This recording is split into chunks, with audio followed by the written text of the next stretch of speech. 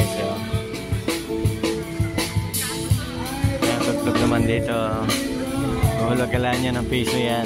Yung mga parang kayo. Yan.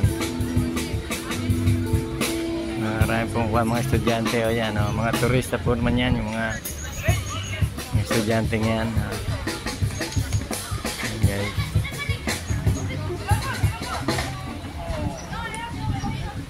Meron din po naman kapehan dito sa pasyalang ito.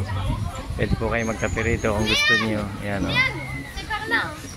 Kapehan po yan. Kung gusto niyo. Yan o. Yan guys.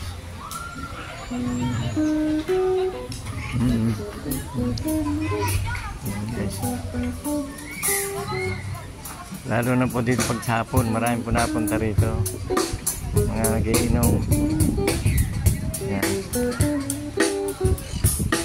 Hindi po bawal kasi mag-inom dito.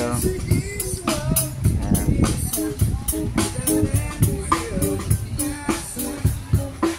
Guys.